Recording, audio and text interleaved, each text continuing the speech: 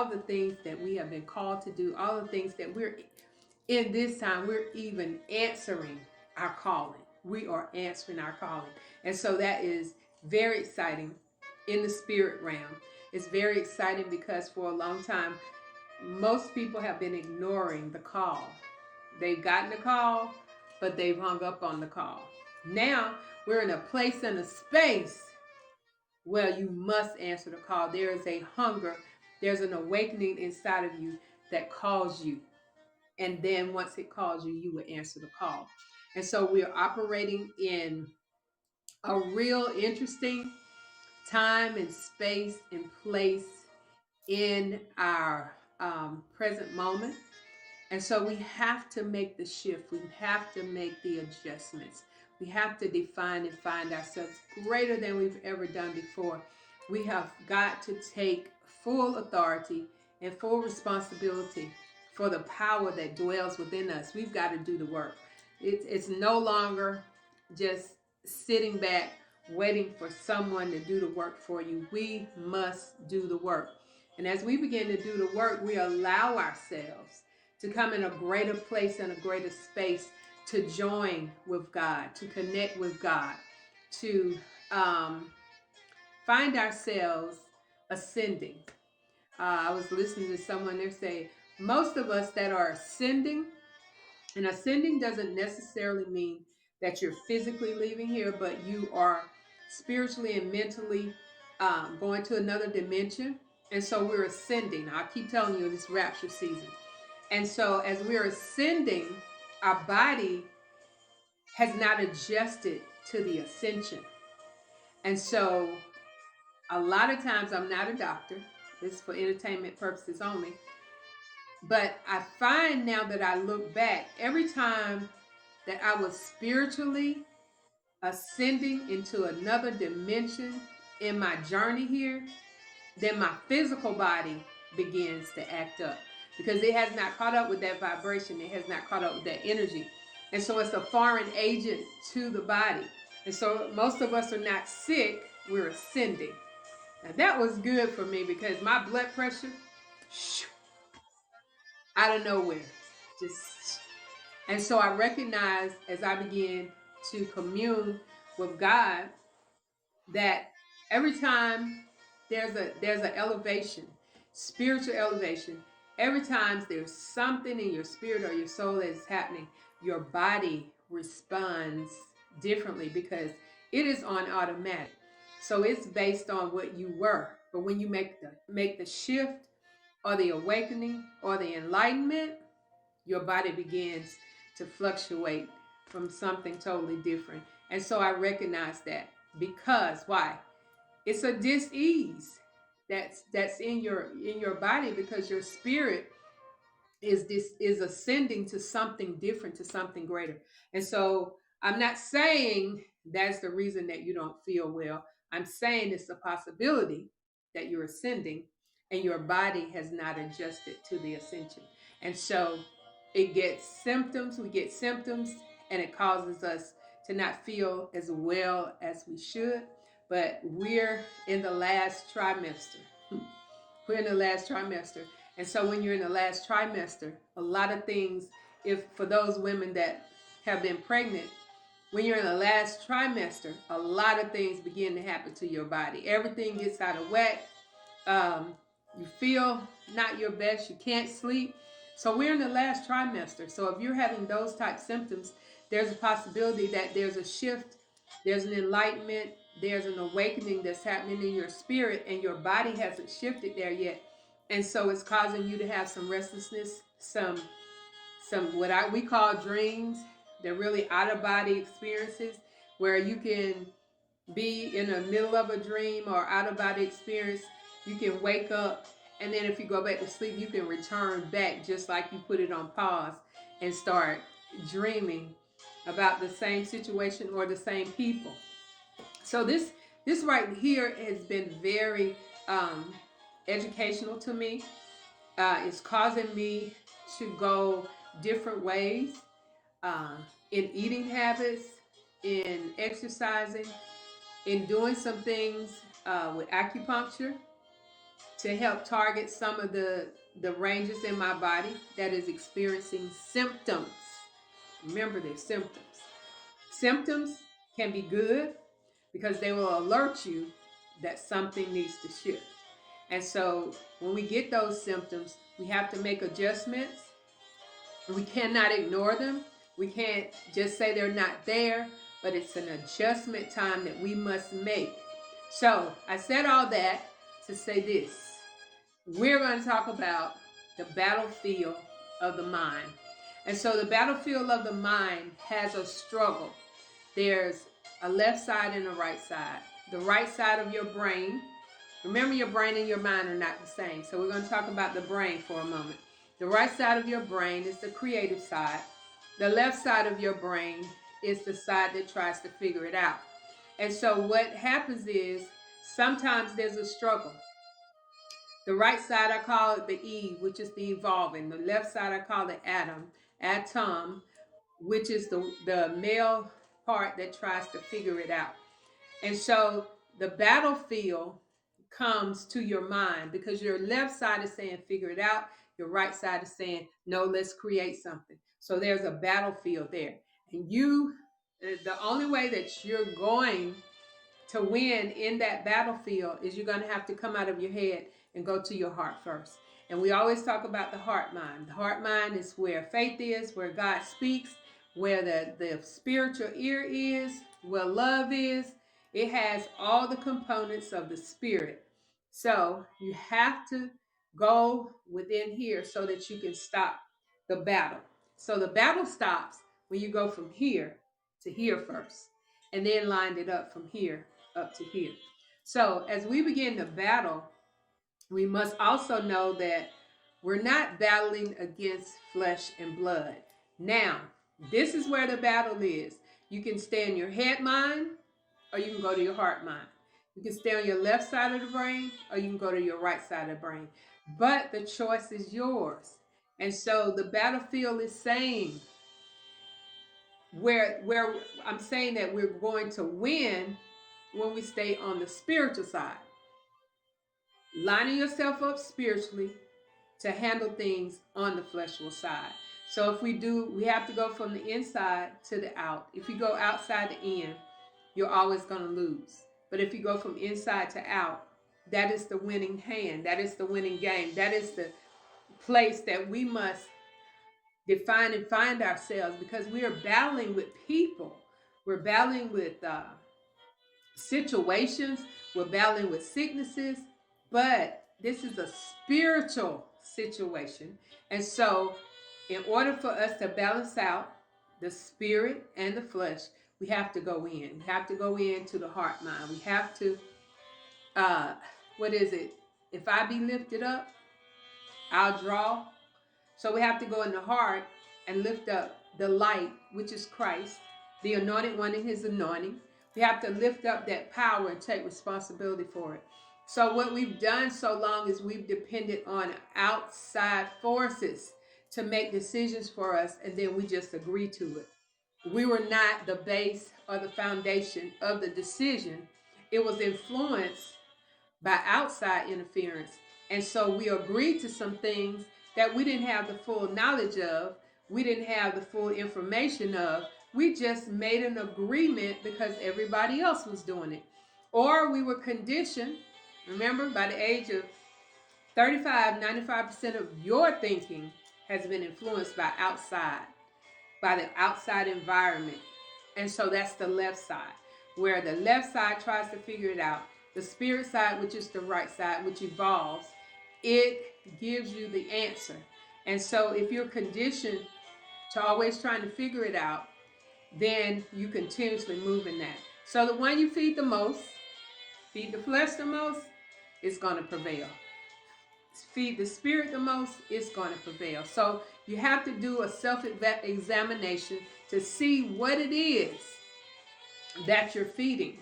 Now, what I had to do is I had to take a look at some things that I was doing that could or possibly affect my blood pressure.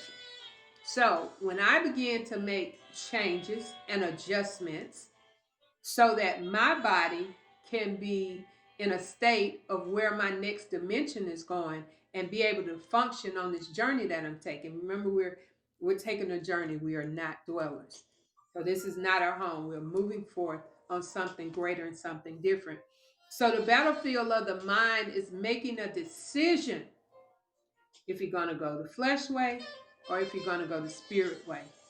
And most of us punk out and go the flesh way because we're more familiar with that and we're conditioned to that.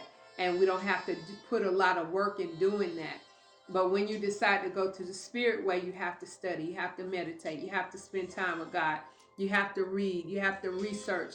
It takes a lot of your time, but it's worth the time. Whatever you put the work into, that's what you're going to reap. So we talked about yesterday or the other day a patient mind, because we have to remember, not learn. Cannot learn patience. It's a part of you. You're just not exercising it. We have to remember that the power of patience is within us. So we have to be patient with ourselves so that we can define ourselves and be patient with others. And as we begin to do that, we begin to grow within, and then we begin to reconnect and rejoin with those outside of us. Again, I always say, you're only strong as your weakest link. So the very person that you're looking at as weak is still a part of you. And so you have to make adjustments. Now, we must help. If we see someone struggling, we cannot laugh, we cannot make fun, we cannot pick at, we cannot judge. We must find ourselves lending a hand. You can't teach anybody anything. The Spirit teaches. And the Spirit has left something within us. The Spirit dwells within us, and it has the information that we need to remember in order to operate in this space, in this place, with a successful journey. So I've said a lot in these last 12 minutes that will cause you to begin to reevaluate, to re-examine how you're handling things within your mind. You must respond. This is another part of the battlefield. We are reacting. And with everything that's going on, more people are reacting than they are responding. What's the difference between reacting and responding? When you're reacting, it is causing you to act out of your emotions, act out of your mood, act out of wherever you are at that present moment. But when you respond, it allows you the time to think before you make a decision, to take responsibility of the decision that you're going to make, to research if you need to. Sometimes you just need to tell people, I'll be back, like the Terminator, and go into a secret place and find yourself together. I always say, we don't fuss. We don't fuss. We discuss. And so if you discuss, there's never been a time that I've had an argument that a solution or a resolution came out of the argument. I felt like it was more anger, unforgiveness, pain, all kind of things. But a solution, can't quite remember that happened. So in the battlefield of the mind, you must respond and not react. You must think from your heart mind first, then line it up with your head mind. You must define the situation, that there's a cause and there's an effect. So once you define what the cause is, then you can understand why this situation has happened in some instances.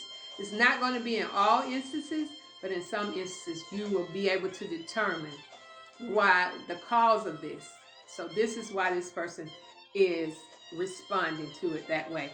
And sometimes on our end, we need to make adjustments with how we say things to people, how we respond or react back to people. So this whole thing that we're going through now is just the battlefield of the mind. We serve God with our mind. A double-minded man is unstable in all his ways.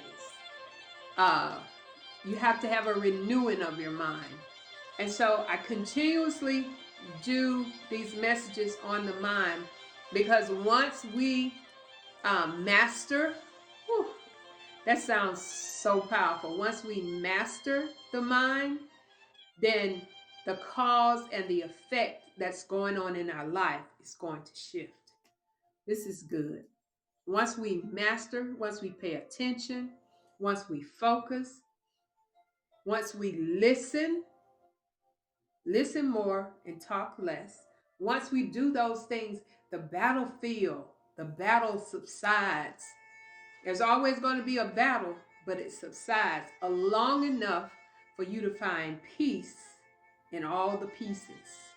All the pieces, moving from pieces of mind to peace of mind.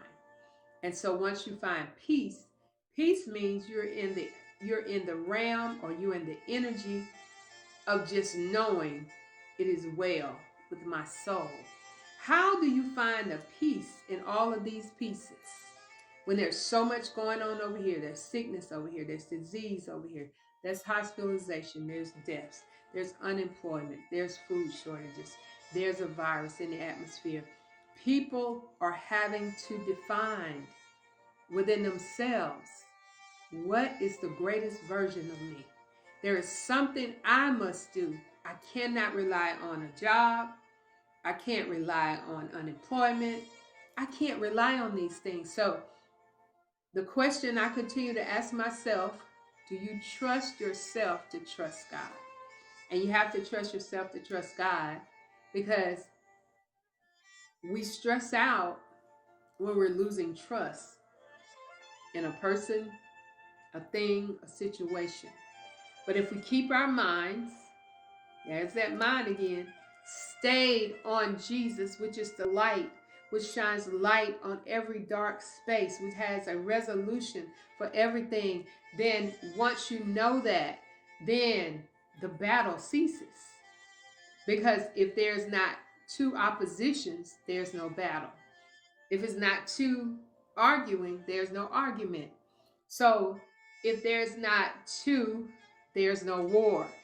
So when we get to the point where we come together and define and find ourselves in the greatest version of ourselves, begin to know ourselves, begin to take responsibility for ourselves, begin to work the power that is within ourselves, then the outcome is going to be so much greater because of the income. Now, I'm not talking about money or currency. I'm talking about the inner being. The income is going to satisfy the outcome. And once we get to that point, once we come to ourselves and recognize, as long as we're with the Father, nothing by any means shall hurt us. Now, when I say that, when you say, well, I've been through some hurtful things, how do you know they were hurtful? Because somebody told you, if that happens to you, this is hurt. This is how hurt feels. You've decided and associated what hurt feels like. But when you recognize what the battlefield of the mind is, how it works, and what's its greatest expression for you, then you will recognize some of the things that you call pain and hurt really were just lessons to open your eyes, to enlighten you, to give you direction. He says, I will not withhold any good gift from you. So some people that we've been crying over that left us, we should have been shouting over, because God won't withhold any good gift from you. And so we must trust sometimes when we feel like we can't trace where God is. So when things just happen back to back to back, you kind of get lost in the situation. But what we must do, instead of getting lost in the situation, is we must define and find ourselves in a greater space, in a greater place, in a greater opportunity to operate in our power. So, in today's Michelleology Involution meditation, it is important that you meditate. And you must take time for yourself in a quiet place. No phone, no conversation, just a quiet place that you have defined as where you meet your saviors, where you conversate. It's a date where you romance being in the presence of the Most High God. That way you can hear and you can get some resolutions to some of the things that you've been crying about. And so as we begin to understand that the mind is a battlefield, this mind, not this mind. This mind doesn't battle. This mind does. And sometimes this mind will keep you going to this mind. And so you have to meditate. Keep yourself in a state of quiet. You don't always have to respond to things that people say to you. Keep telling my kids, just because somebody says something to you doesn't mean it's true. So it doesn't require a response or a reaction. Sometimes you just have to keep silent because they cannot argue with you if you're silent. They can argue with themselves and they can say some other things, but you're not adding energy. You're not adding fuel to the fire. If we could just remember how to be quiet, I didn't even say learn. We have been conditioned to be quiet and follow suit as they tell us to. But now we need to uncondition ourselves and be quiet while we hear the discernment. Discernment meaning giving you interdirection about a certain thing. And as we begin to do that, we study ourselves, we calm ourselves. Meditation calms you. That's why we say all through the day, you need to take an opportunity, to just breathe. Inhale, exhale. Inhaling gives you energy. Exhaling relieves you, brings you down to a place and a space where you can calm down, where you can just sit in the peace, where you can sit in the quiet, where you can hear what's being said to you for your next step. You may not see your next step, but you definitely can hear your next step. Well, it's Michelle, I'm your motivator. On this Top It Off Tuesday, giving you some energy, giving you some fuel, giving you some positivity to go ahead, that even in the midst of the battlefield of the mind, there is peace in your heart, mind. And so again, we must find ourselves within, so we'll never be without. All right? Right. Thank you, Haps TV, for this platform. Listen, download Haps TV. It's a free app. You can support this broadcast and other broadcasts, or you can create your own. But it flows out to all your social media. So you don't have to do this once. So allow yourself to download the Haps app, and then you can begin to, we want to hear what you have to say, because everybody's a piece of the puzzle.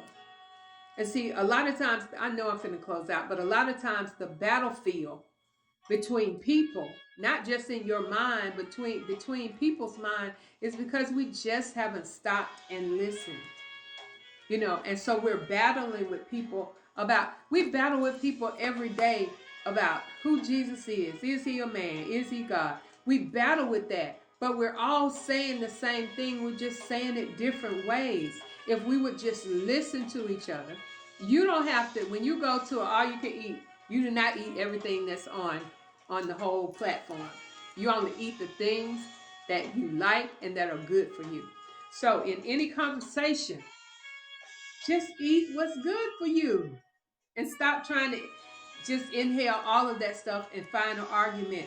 If we begin to talk to each other without yelling, screaming, and not listening, we can stop some of these battlefields from happening between family members, husband and wife, children and parents, whatever. And we can find a place and a space that we can live ourselves out. All right? Well, you've been created by the Creator to be created, so start creating your creations and stop duplicating. May the love, joy, peace, power, and sound-mindedness be your soul food for today. This is Michelle. I'm your motivator. I'm your spiritual evolutionist. On this Figuring Out a Battlefield Tuesday, a battlefield in the mind. You know you having one. If you missed this and you're just joining, go back to the beginning, because we need to piece out that battlefield in our mind. And the only way you can do it is go to your heart, mind, then line it up with your head mind. All right? Well, please share this. And may the love, joy, peace, power, sound mindedness be your soul food for today. Be blessed.